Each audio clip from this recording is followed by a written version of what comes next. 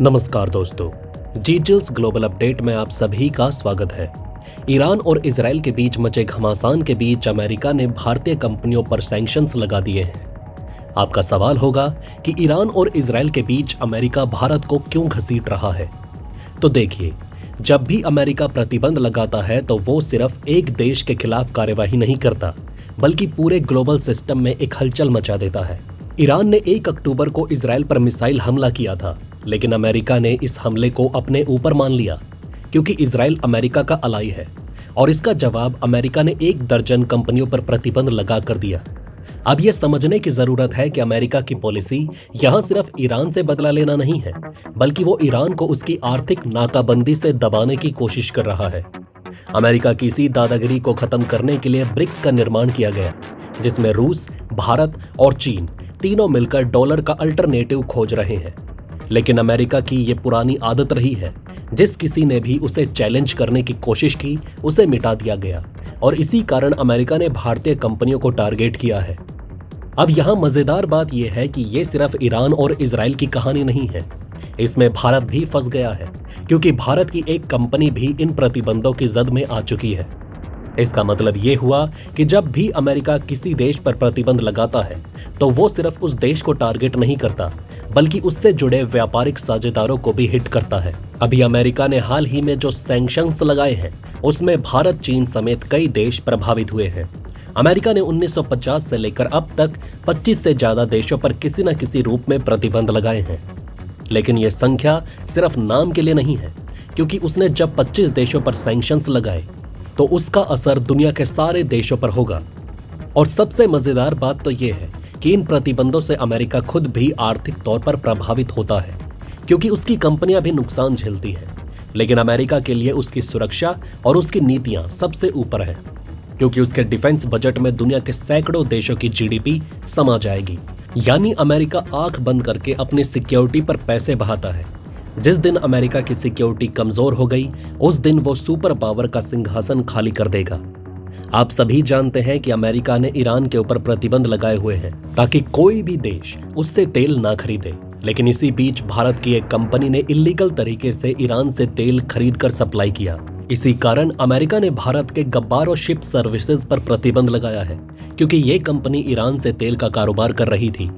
अब सोचिए, भारत की ये कंपनी ईरान से एशियाई देशों में तेल सप्लाई कर रही थी और अमेरिका ने इसे घोस्ट फ्लीट का हिस्सा बताया है। अब ये घोस्ट फ्लीट क्या है? तो ये वो जहाज हैं जो अपनी पहचान छिपाकर बिना किसी ट्रैकिंग के तेल की सप्लाई करते हैं। मतलब चोरी छिपे ये जहाज तेल की तस्करी कर रहे होते हैं। दरअसल ये पश्चिमी देशों से अपनी पहचान छुपाकर ज्यादातर रूस और ईरान जैसे देशों के लिए काम करते हैं। लेकिन अब अमेरिका ने इन्हें भी चुन चुन कर टारगेट करना शुरू कर दिया है। इस प्रतिबंध के पीछे एक और बड़ा कारण ये है कि हाल ही में ईरान और रूस के बीच एक भयानक हथियार डील हुई। ये हथियार डील $1 बिलियन की बताई जा रही है, जिसे देखकर अमेरिका काफी गुस्सा है और उसने ये प्रतिबंध लगाकर अपने गुस्से का इजहार किया है। एक दिलचस्प बात तो ये भी है कि जब अमेरिका ने 2019 में ईरान पर सबसे सख्त तेल प्रतिबंध लगाए थे, तब भी ईरान ने इन्हीं गोश्त जहाजों की मदद से 4 लाख बैरल तेल प्रतिदिन एक्सपोर्ट करना जारी रखा था, वो भी बिना ट्रैकिंग के। मतलब घोस्ट फ्लीट जैसे नेटवर्क उस समय भी पूरी तरह एक्टिव थे और ये लंबे समय से काम कर रहे हैं। अमेरिका को सिर्फ एक बहाना चाहिए था ताकि वो इन कंपनियों के खिलाफ एक्शन ले सके, और अब उसे बहाना मिल चुका है। अमेरिका ने इन्हीं कंपनियों पर निशाना साधा जो ईरान के साथ व्यापारिक संबंध बनाए हुए हैं, ताकि ईरान की तेल सप्लाई को कम किया जा सके। इसमें भारत की भी कंपनी पाई गई है। भारत और ईरान के व्यापारिक संबंध काफी पुराने हैं। भारत ईरान से तेल खरीदता था, लेकिन जब से अमेरिका ने ईरान पर प्रतिबंध लगाए, भारत ने थोड़ा पीछे हटना शुरू कर दिया। फिर भी कुछ कंपनियां चोरी छिपे कारोबार कर रही थी और अब अमेरिका ने उन पर सख्ती दिखा दी। आइए अब समझते हैं कि अगर किसी कंपनी पर अमेरिकी प्रतिबंध लग जाए तो फिर उसका क्या असर होता है। जैसा कि मैंने आपको पहले ही बताया कि अमेरिकी प्रतिबंध का मतलब है कि उसने कई देशों को टारगेट कर दिया है। उदाहरण के तौर पर इस बार भारत की गबारो शिप सर्विसेज के साथ साथ यूएई, मलेशिया, चीन, हांगकांग और सूरीनाम की भी कंपनियों पर प्रतिबंध लगाए गए हैं।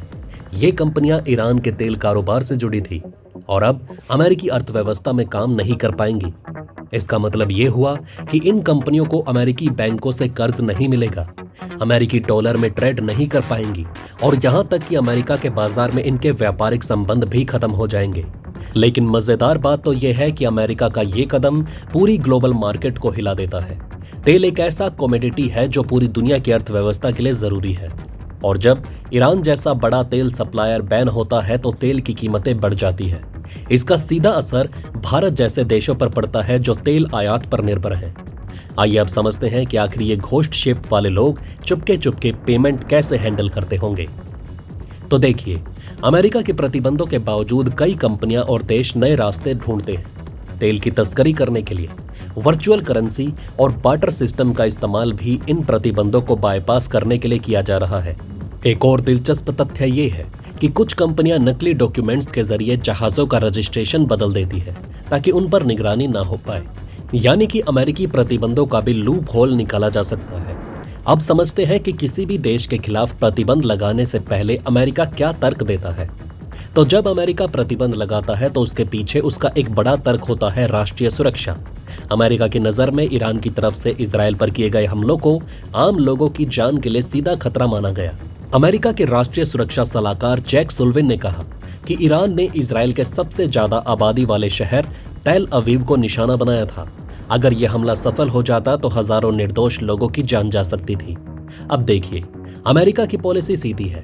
जो उसकी राष्ट्रीय सुरक्षा को या उसके मित्र देशों को खतरा पहुंचाएगा वो उसके खिलाफ सख्त कदम उठाएगा। अमेरिका इस हमले को सिर्फ इजराइल के खिलाफ नहीं बल्कि अपनी सुरक्षा के खिलाफ मानता है। इसलिए उसने तुरंत प्रतिक्रिया देते हुए ईरान और उससे जुड़े व्यापारिक नेटवर्क पर निशाना साधा, और साथ ही अमेरिका ने रूस और ईरान के बीच सैन्य समझौते को भी ध्यान में रखा है, जिसकी चर्चा हमने पहले ही कर दी है। एक मजेदार किस्सा सुनिए। एक बार की बात है जब अमेरिका ने 1980 के दशक में लीबिया के खिलाफ सख्त कार्यवाही की थी। लीबिया ने अमेरिकी नागरिकों पर हमला किया था और बदले में अमेरिका ने लीबिया के पूरे तेल और व्यापारिक नेटवर्क को बर्बाद कर दिया था। तब से अमेरिका हर बार जब उसके मित्र देशों या खुद उस पर खतरा आता है तो ऐसे सख्त फैसले लेने से नहीं हिचकिचाता। यह दर्शाता है कि अमेरिका नेशनल सिक्योरिटी के मामले में जरा भी गलती बर्दाश्त नहीं करता और वो दुश्मन को जड़ से मिटा देता है। बात ऐसी है कि अमेरिका का डिफेंस बजट लगभग 858 बिलियन डॉलर है। मतलब इस बजट से 150 से ज्यादा छोटे देशों की पूरी जीडीपी खरीदी जा सकती है। यही वजह है कि अमेरिका अपनी राष्ट्रीय सुरक्षा के मामले में इतना सख्त रहता है। कुल मिलाकर देखा जाए तो ईरान इजराइल के संघर्ष के बीच भारत मुसीबत में फंस गया। इसी कारण हमें ब्रिक्स जैसे संगठन पर ज्यादा फोकस करना चाहिए जो भविष्य में अमेरिका को चुनौती दे सकता है। अब देखिए, ईरान से भारत बड़ी मात्रा में सनफ्लावर ऑयल आयात करता है। अब जरा सोचिए, अगर ईरान और इजराइल के बीच तनाव बढ़ता है तो तेल आपूर्ति बाधित होती है और इसका सीधा असर भारत के खाद्य तेल बाजार पर पड़ेगा। जब 2022 में रूस यूक्रेन युद्ध हुआ था तो भारत में सनफ्लावर ऑयल की कीमतें आसमान छू गई थी। भारत का अधिकांश सनफ्लावर ऑयल आयात यूक्रेन से होता था और युद्ध की वजह से सप्लाई बाधित हुई। ठीक उसी तरह अगर ईरान से आयात बंद होता है तो भारत को दूसरे देशों से महंगा तेल खरीदना पड़ेगा। इसका सीधा असर आपके किचन तक पहुंचेगा, जहां तेल की कीमतें बढ़ जाएंगी। ये एक छोटी सी चेन रिएक्शन है। जंग होती है, सप्लाई बाधित होती है और इसका असर बाजार में महंगाई के रूप में दिखता है। भारत सालाना लगभग 5 बिलियन डॉलर का खाद्य तेल आयात करता है और इसमें से एक बड़ा हिस्सा सनफ्लावर ऑयल का है। तो दोस्तों, इस वीडियो में फिलहाल इतना ही।